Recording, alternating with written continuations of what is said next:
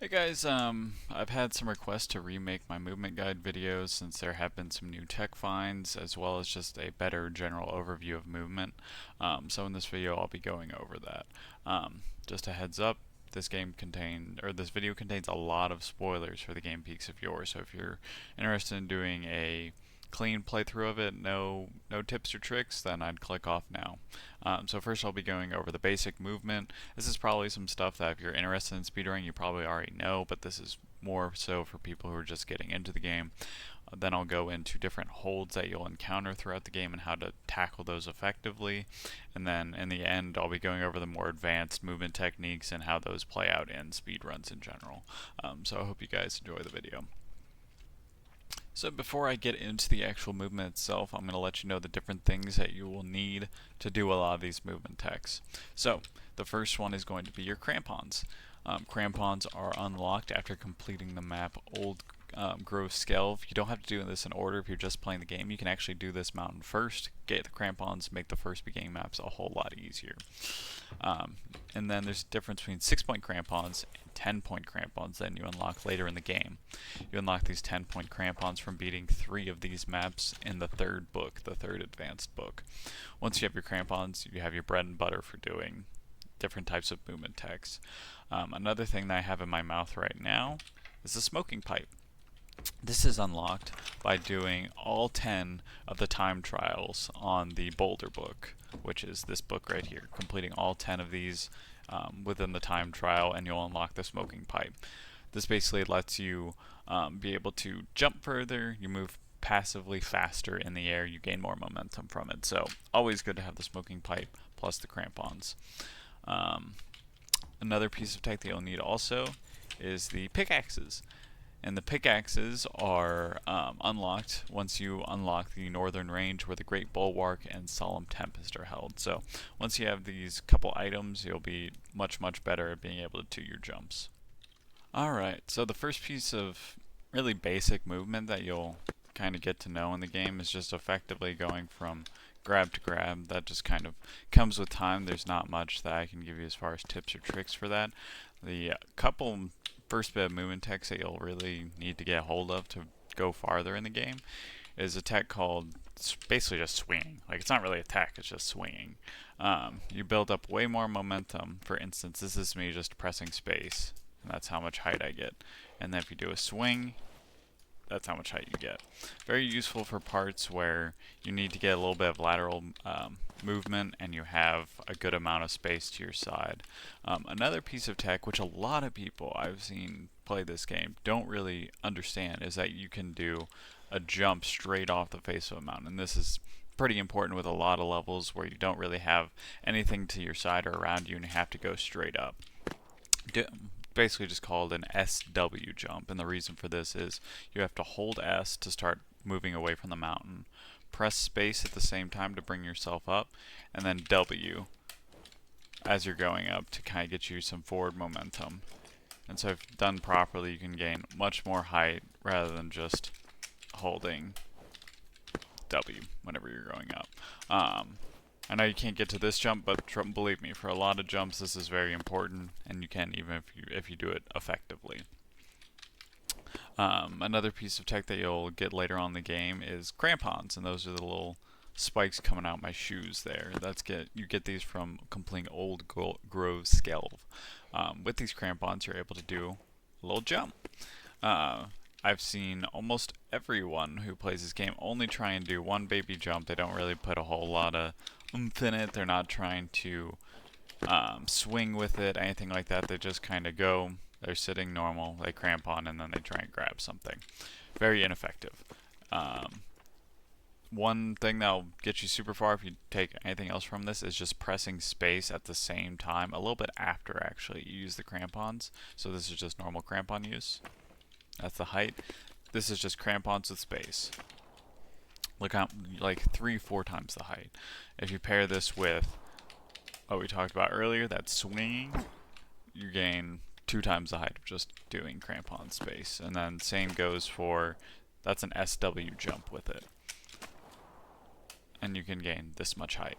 A lot of people also think that you can only use crampons once whenever you are jumping, which is false. You can actually use it 3 times with a full boost as long as you're holding onto a grip. Normally you can only do it twice, but sometimes you're able to get off 3 times, depending on when you do it while you're releasing the hold.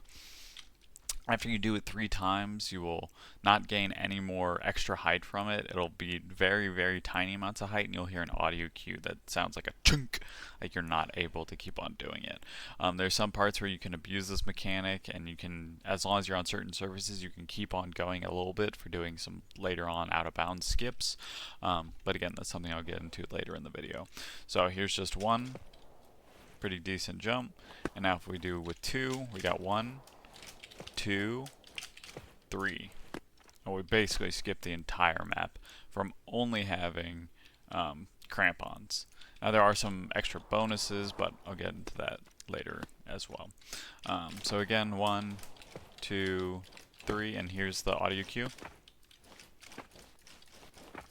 Right here. It sounds like metal scraping whenever it's not effectively working. So the most advanced piece of tech on a basic wall climb that you can really do is something called pick swapping. The pickaxes are unlocked once you unlock the Great Bulwark, which is after the 3rd set of climbs in the 3rd book. So once you unlock the pickaxes, you are able to do a tech called pick swapping. I myself am not able to do it that well. People in the Piece of Yore community have named it thugging. Don't ask me why. But pretty much the tech for this is you do a jump, you swap to pickaxes, and then once you use your pickaxes, you swap back to hands and spam them once, go back to pickaxes, and keep swapping back and forth. What I did there was basically showing you how to do it. But I'll do it on the ground so it's easier to see. There's not as much movement. So you'll grab, you'll do lift off, you'll pull out your picks, you'll do a 1 full swing. After you do the swing, you swap to hands, and then you do 1 movement of the hands, then back to picks, then hands, then picks, then hands, then picks. And you can kind of see how I get a little bit of movement off the ground just from doing it on the ground.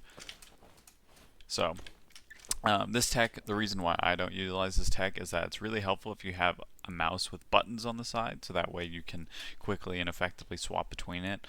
The reason why I don't do it is doing it on keyboard. I prefer having movement way over pick swapping, and I wouldn't be able to utilize WASD if I had to constantly be swapping. So for this reason, I personally don't use it, but it's a very broken tech that I think if you know how to do effectively will easily put you ahead of most runners in this game.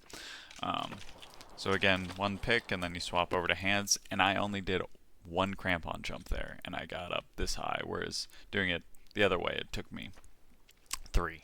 So very, very good once you get a hang of that tech. As far as what's better between hands and pickaxes, I myself prefer pickaxes for straight vertical ascents or on sloped angles. Some people prefer hands. Again, that's kind of up to your comfort and what you'd like to do. That's something that you'll have to test on which kind of climbs, but I primarily right now play on Solemn Tempest, the last map of the game, and I prefer pickaxes about 90% of the time on that map. So for these beginning maps, I know most people like to get the initial jump with the pickaxes to help get them extra momentum, but then they swap back to hands. So again, up to you in figuring out what you want to do with that. That's pretty much the basics and the advanced for showing you straight up the movement techniques. Now, utilizing these movement techs, now we'll take a look at another piece of equipment that you'll get from the pair of twins later on in the game, your coffee. Now your coffee is an item where once you drink it, you'll have an effect. It's like this woozy, drugged out type effect that increases your momentum, kind of like how the smoking pipe does, but increases it by a lot. So using the movement tech that we've already learned, what I'm going to do is I'm going to do a side swing into crampon space. I'll just do 1, I won't even hand spam. This is the height you get from it. With the utilization of coffee, this is what you get from it. So, a good amount of distance higher. Now if you pair that with crampon jumps and utilizing your momentum effectively, this is what it looks like.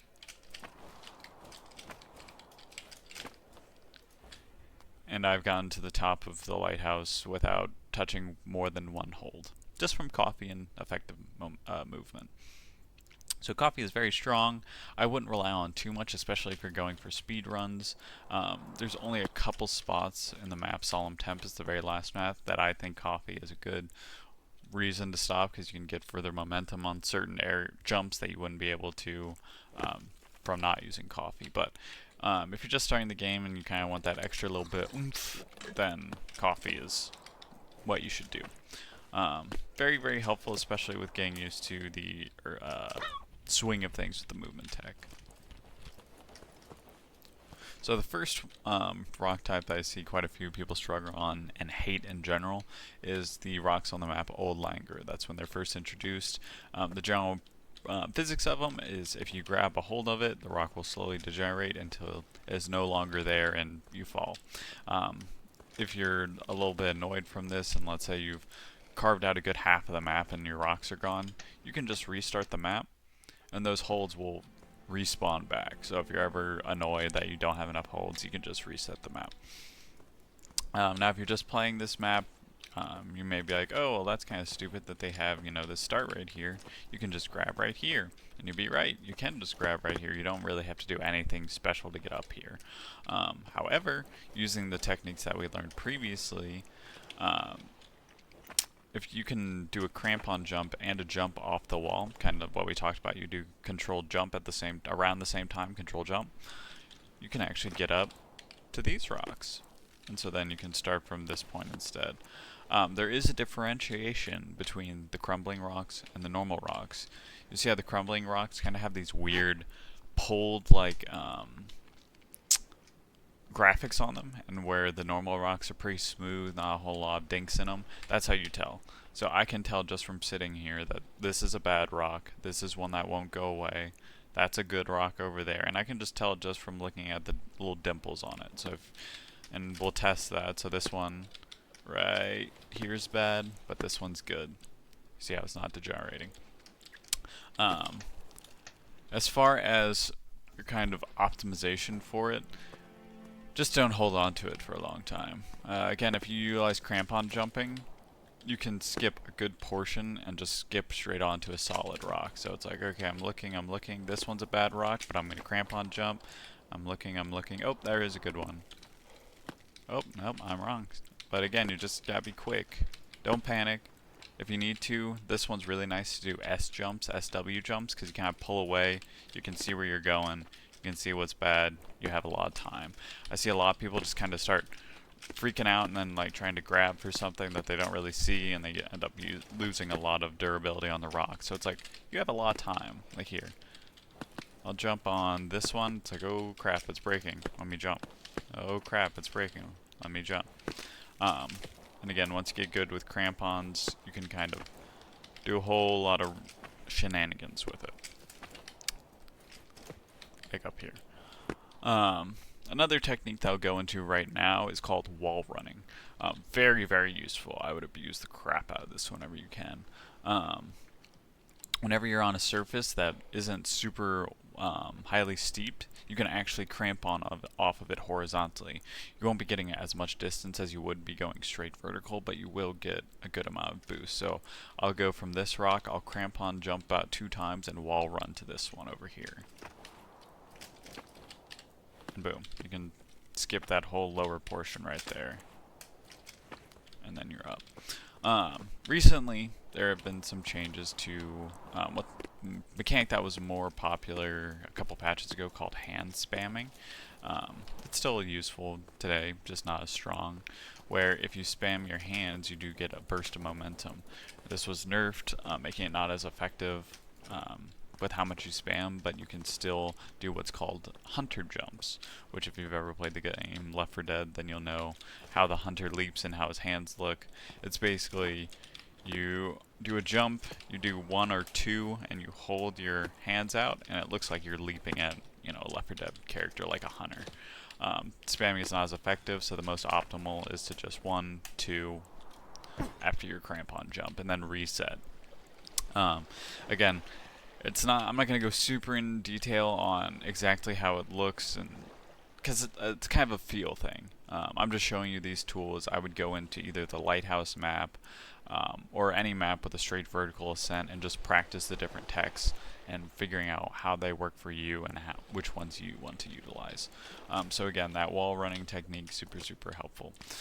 You can also, later on, once you get better with using crampons, you can find some more devious angles, like you can crampon and jump off this one, so you can actually jump up and pass on top of that rock. I believe you can do it here too. Let me see.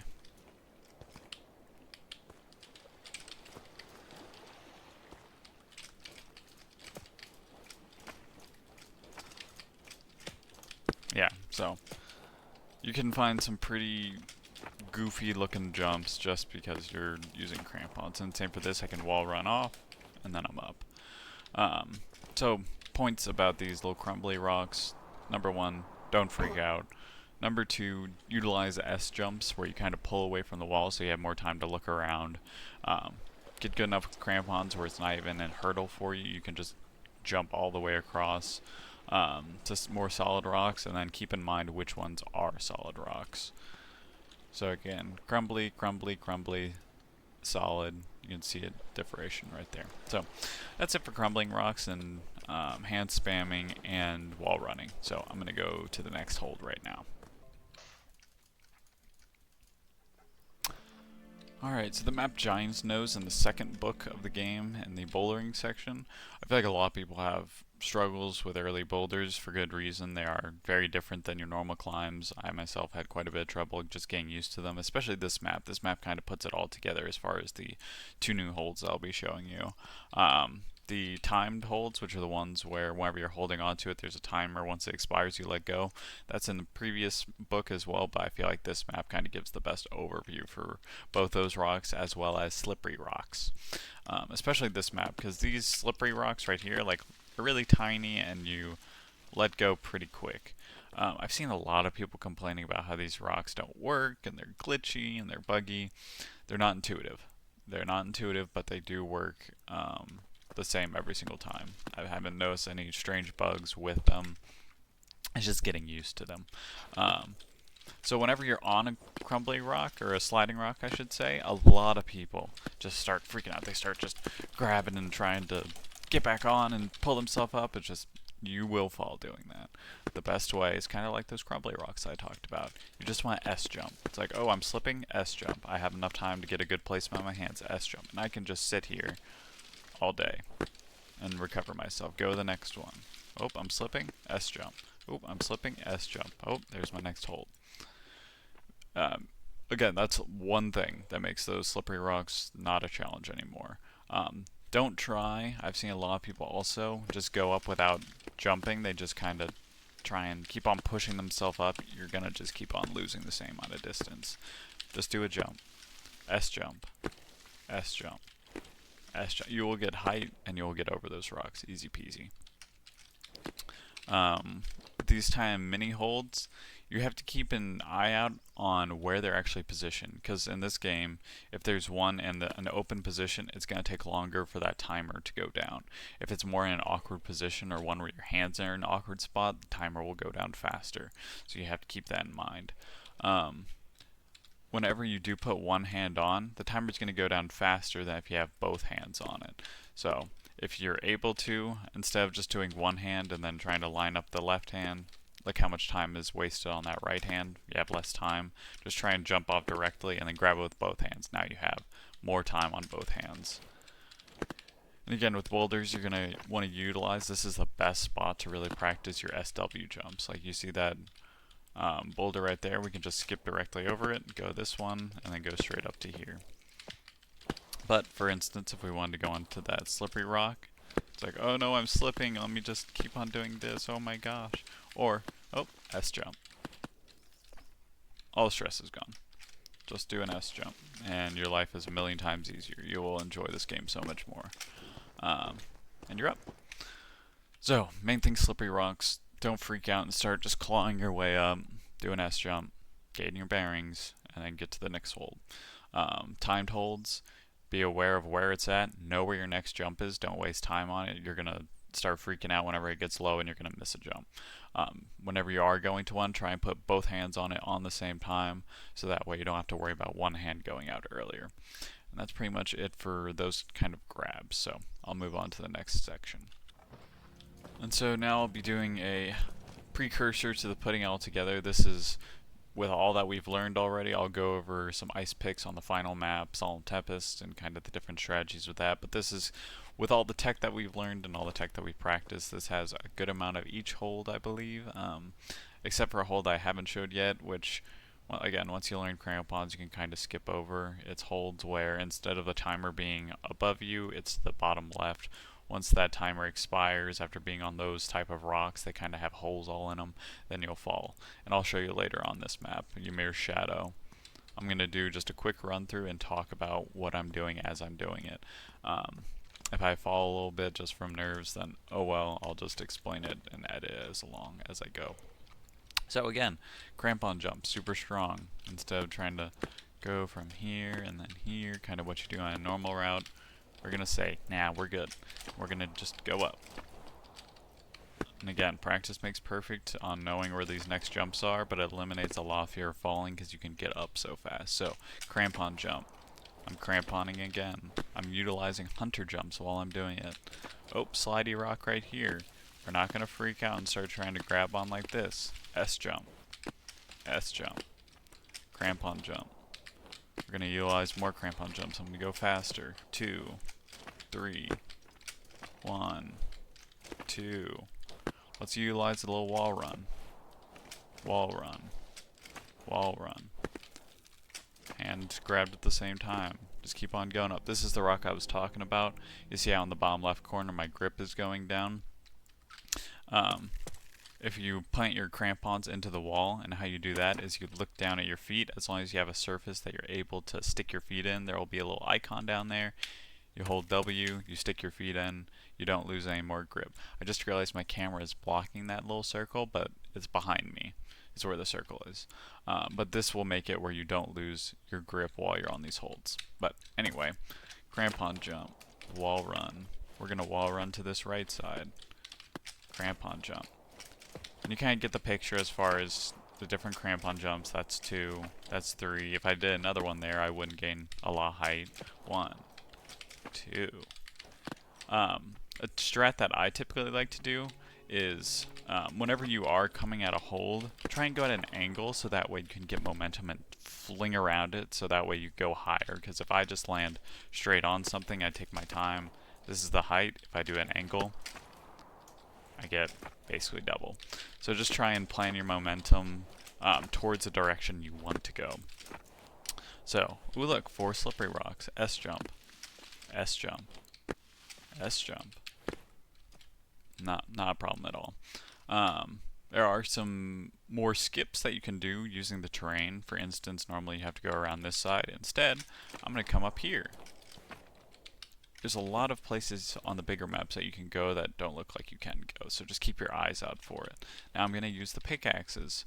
Why? Because at this surface angle, I like to be able to use my pickaxes. It feels like I can get a better first jump or two, and then I'll swap over to my hands for more distance. So I'm going to use my pickaxe. I'm going to wall run, second crampon jump, third crampon jump. And normally I'm supposed to make that, but you know I fell, so just be better than me. But anyway, that's pretty much stringing it together into a run. I'm going to do just the beginning part real quick. I'm not going to talk. I'll just focus on speed. And you can kind of see the different tricks that I'm doing at this point since I've explained them.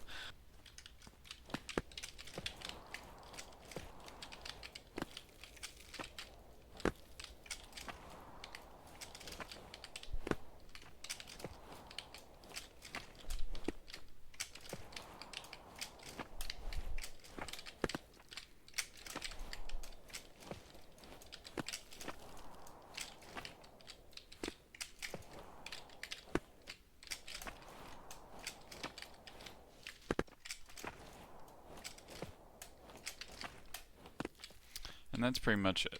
I won't go too high because I don't want to make this video too long, but again, this is a good spot to kind of practice optimizing your crampon jumps and your wall runs on Ymir's Shadow, because there's a lot of free open space. Kind of like here, I can practice a wall run, oop, and then grab that. And then go back up. Another piece of tech that I should probably mention here that I think I forgot to mention is there's some instances where it's going to be a little tricky to try and cramp off some spots. For instance, right here may work. So right here, I can't cramp on jump right here. I'm spamming control, I can't do it. So be aware of your surroundings, because if I just move a little bit to the right, I can cramp on jump. So sometimes it's about just positioning yourself in a way where you get a better crampon jump, or even a crampon jump if you're not able to in other spots. If you're also up against a wall and it kind of looks like you'll bump your head, do an S jump with the crampons. So I'm in a crampon and then S. And look, I go over that, I don't bump my head, and I can keep on going straight up. So again, that's with all the techniques that I've told you about already. Now I'm going to go over to Solemn Tempest and kind of show you different areas that you can utilize pickaxes with. Alright, so currently I am on the Solemn Tempest.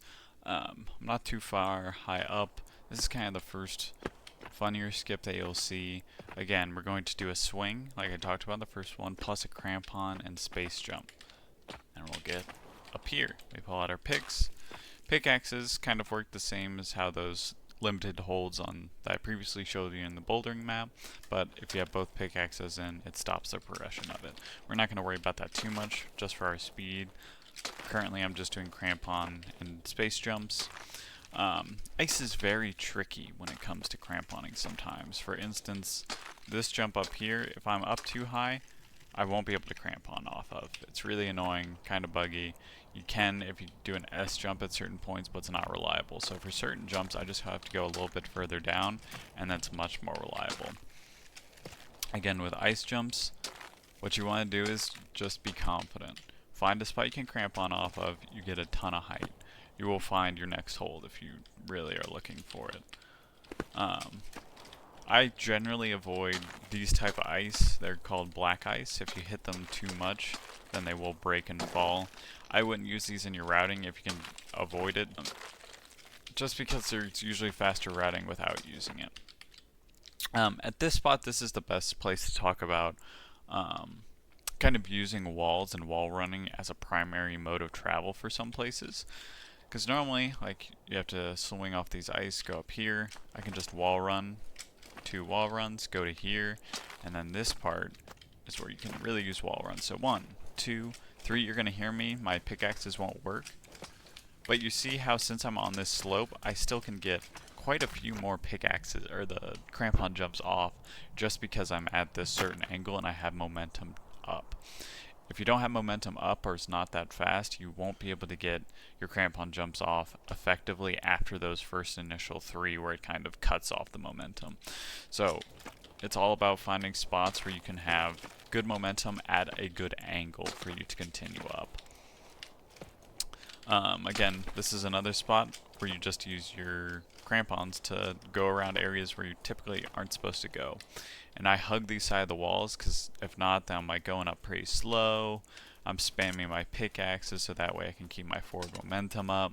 It's kind of the same principle as hand spamming, but you see how I'm losing distance. If I use the pickaxes, you just get more momentum forward.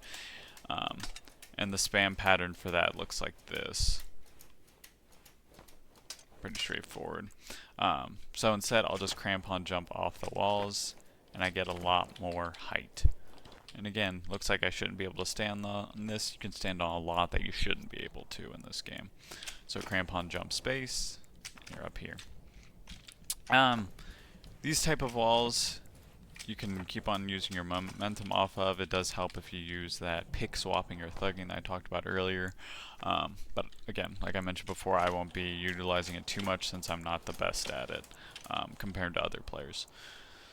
And that's pretty much all the tech that you'll need to beat every mountain in the game. Pretty straightforward as far as what you need to know. There's not too much. I think the hardest piece of tech in this game by far is pick swapping, just because I think you need a mouse with buttons on the side to really be able to utilize it. But everything else is pretty straightforward. It's all about momentum. Do those S jumps, do those side swings, crampon space, utilize your hunter jumps, utilize pickaxes on slope surfaces, kind of like this. Again, I mainly utilize it on Solemn Tempest. Also at the beginning of runs, you do typically go further, kind of like that pick swapping technique, just from starting with pickaxes, doing control space, pickaxe swing, into hand spam. And then you'll go up a good amount of distance. And you can skip most maps in the first book with that. So, happy climbing. I'm going to go ahead and answer just a couple miscellaneous questions that I do see a lot in general about the game. So there are 2 golden items that you can get. Your golden suit for completing the mode You Fall, You Die, which I'll go into a second, as well as golden pickaxes that you get for completing the mode Free Solo mode. How the free solo mode and You Fall, You Die works is once you complete the Great Bulwark, you'll have both of these modes unlocked. You Fall, You Die makes it where, kinda how as the name indicates, it plays as the normal game, but if you fall, and the fall counts as your character blacking out, where you aren't able to see for a second, they make the oof noise, the game ends. And you will have to reset from the beginning of the game. And I'll show you that, just how it looks. Have to play the game normally. S jump. And so now we'll purposely die. And so instead of just waking back up, you'll get this screen. And this screen shows how many peaks you've summited. And from then on, that save is effectively wiped. Now, all 3 of these saves are different. They're not linked together. You don't have to worry about your data being erased if you resume or play You Fall, You Die. You won't lose everything. Like, I'm going to go back on my main file. I'm not going to have lost everything. I still have all my stuff. Same goes for Free Solo. The only difference, the big difference between You Fall, You Die and Free Solo is Free Solo you don't have any gear other than crampons and pickaxes. You don't have coffee. You don't have chalk. Chalk is a thing that I haven't talked about, but it's not important for speedrunning. And you don't have rope, which is a big thing for a lot of new players, so that they like their rope. So those are the 3 different modes and the rewards that you get from them. And that's pretty much it. If there's anything I missed, feel free to let me know in the comments. I wanted to make a kind of better movement guide for more people to get into it, as well as fixing my microphone balance. So again, hope you enjoyed. If you want to find a community that is also passionate about running this game and discovering more tips and tricks, I highly recommend joining the Peaks of Yore official Discord server. The developer of the game is also in there, so if you have suggestions or maybe ideas for DLC that's coming out in the future, we have a channel for that as well if you'd like to suggest different mountains or different mechanics as well. So that Discord server will be linked down below. Feel free to join.